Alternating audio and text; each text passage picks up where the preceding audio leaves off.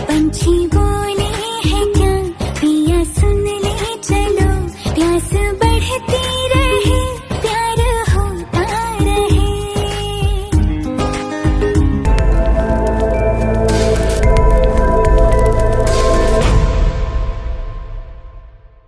हमें वहाँ ऊपर जाना है। लेकिन प्रोफेसर, हम किसी और तरीके से भी तो वहाँ जा सकते हैं, है ना? हाँ बिल्कुल जीली, लेकिन वो दूसरा तरीका आखिर है क्या? वो मैं आपको अभी बताता हूँ। ऐसा जीली प्रोफेसर डिलीरिबा कहता है, और इधर जान सोच रहा होता है कि आखिर ये जीली करना क्या चाहता है। तभी वो देखता है कि जीली हवा में उड़ने लगा है। जीली को हवा में उड़ते हुए देखकर बहुत लोग शॉक्ड हो जाते हैं। तभी जीली प्रोफेसर डिलीरिबा से कहता है कि प्रोफेसर, मैं वहाँ तक उड़ के जा सकता हूँ ना? हाँ जीली बिल्कुल, तुम वहाँ उड़कर भी जा सकते हो। जैसे ही प्रोफेसर डिलीरिबा ऐसा कहती है, तभी सारे स्टूडेंट्स जिन्हें मैजिक आती हो अलग तरीके की, वो लोग उसकी मदद से ऊपर जहाँ उन्हें मैजिकल बीट समन करनी है वहाँ जाने लगते हैं। लेकिन जान, जिसे और किसी तरह की मैजिक नहीं आती थी, वो टेलीपोर्टिंग मैजिक की ही वजह से ऊपर जाने का सोचता है।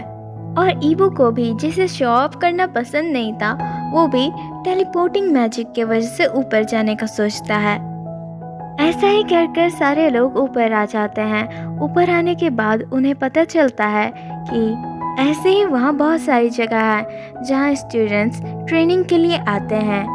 ऊपर आने के बाद प्रोफेसर डिलीरिबा सबसे कहती है कि स्टूडेंट्स, सबसे पहले आप लोग अपनी ट्रेनिंग ड्रेस में रेडी हो जाइए, और उसके बाद हम मैजिकल बीस्ट को समन कैसे करते हैं उसके बारे में जानेंगे। प्रोफेसर डिलीरिबा का ऐसा कहने के बाद सारे स्टूडेंट अपने ट्रेनिंग ड्रेस में रेडी हो जाते हैं।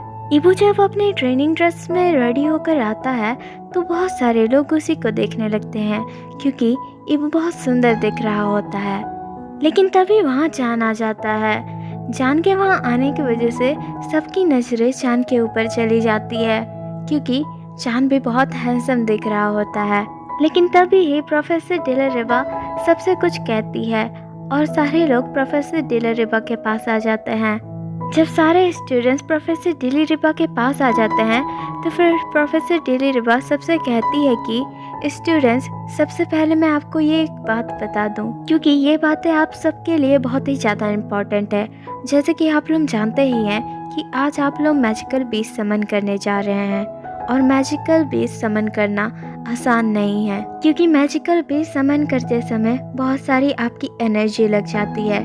लेकिन एक और ज़रूरी बात है कि मैजिकल बीस्ट समन करते समय आपकी सोल की उसमें बहुत ही ज़्यादा ज़रूरत पड़ती है, और सोल के ही वजह से आपकी एनर्जी आपकी बॉडी से कम हो जाती है, क्योंकि मैजिकल बीट्स आपके सोल से बनते हैं। आप ऐसा कह सकते हैं कि वो आप ही का रूप है, क्योंकि वो आप ही की सोल से बनी हुई होती है, और मैजिकल बीट्स आप ही की तरह हो सकते हैं, मतलब उनकी हरकतें काफ़ी बार आपकी तरह हो सकती है। लेकिन स्टूडेंट्स, मैं आप सभी को एक बहुत ही ज़्यादा इम्पॉर्टेंट चीज़ बताना चाहती हूँ कि आप जब भी अपने मैजिकल बीस्ट को समन कर रहे हो तो आपका सारा ध्यान अपने सोल पर होना चाहिए और मैजिकल बीस्ट को समन करने पे। आप अगर ऐसा नहीं करते हो और आपका ध्यान अपनी सोल और अपने मैजिकल बीस्ट को समन करने में नहीं होता है, तो मैजिकल बीस्ट जो आपकी बॉडी से बाहर निकलने की कोशिश कर रही होती है, वो आपकी हार्ट और या तो फिर आपकी सोल को बहुत ही ज़्यादा नुकसान पहुंचा सकती है। इसीलिए मैं कह रही हूँ कि आपको अपना सारा फोकस अपनी मैजिकल बीस्ट को समन करने में और अपनी सोल पे रखना है। जब प्रोफेसर डिलीरिबा ऐसा कहती है, सारे स्टूडेंट अपना ध्यान और अपना सारा फोकस अपने मैजिकल बीस्ट को समन करने में लगा देते हैं। सारे स्टूडेंट पूरी तरीके से कोशिश कर रहे होते हैं कि वो अपनी मैजिकल बीस्ट को समन कर पाएँ।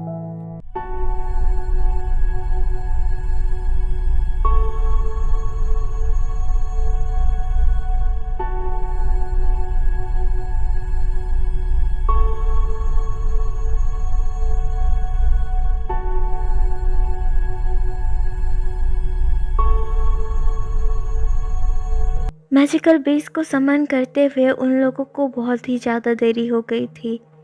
उन लोगों को बहुत ही ज़्यादा अपने शरीर में कमज़ोरी महसूस हो रही थी। बहुत लोग अभी तक तो बेहोश भी हो चुके थे, लेकिन कुछ स्टूडेंट्स ने अपनी मैजिकल बीस्ट समन कर ली थी, जैसे कि ईबू, टेहंग, झाओ लूसी, वांगशियो चैन और जीली ने भी। लेकिन जान अभी तक अपनी मैजिकल बीस्ट को समन नहीं कर पाया था।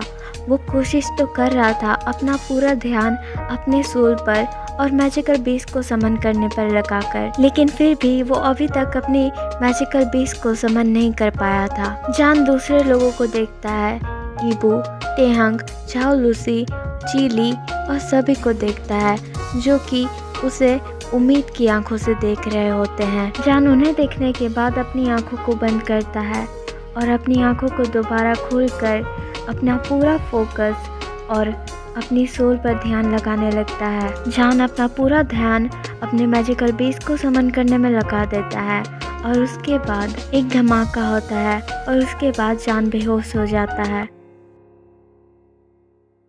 उसके बाद जब जान अपनी आंखें खोलता है, 5 दिन बीत चुके होते हैं। जान जब अपने अगल बगल देखता है तो उसे एक नर्स दिखाई देती है। जान उठकर उस नर्स से बोलता है कि एक्सक्यूज मी। इतना जान बोलता ही है कि नर्स जान की आवाज़ को सुनकर उसकी तरफ देखती है। नर्स जब देखती है कि जान को होश आ गया है तो वो हंसते हुए कहती है कि तुम उठ गए। जान ये सुनने के बाद नर्स से पूछता है कि सिस्टर, मैं यहाँ कब से हूँ। नर्स ये सुनने के बाद पहले तो वो जान को कहती है कि सबसे पहले तो मैं यहाँ की नर्स नहीं हूँ, मैं यहाँ की डॉक्टर हूँ, और दूसरी बात ये है कि तुम यहाँ 5 दिन से बेहोश थे।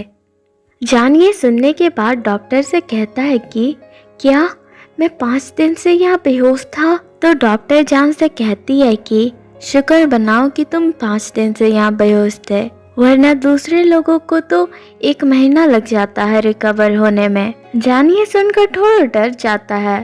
उसके बाद डॉक्टर एक आइसक्रीम लेकर जान को देती है और वो उसे जान को देते हुए कहती है कि लो, इसे खाते रहो, तब तक मैं तुम्हारी होमरूम टीचर को बुला के लाती हूँ। ऐसा कहकर डॉक्टर जान को आइसक्रीम देकर वहाँ से चली जाती है। जान आइसक्रीम को देखने के बाद बोलता है कि क्या इन्होंने मुझे उस अमूल आइसक्रीम वाली एड की बच्ची जैसे समझ रखा है।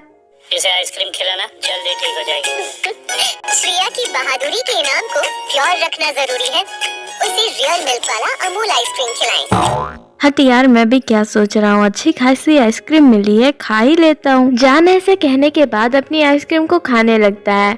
उसके बाद डॉक्टर उसकी होमरूम टीचर और साथ ही उसके फ्रेंड्स को भी लेकर आती है। जान ईबू और टेहंग को देखकर कहता है कि ईबू, टेहंग, तुम यहाँ।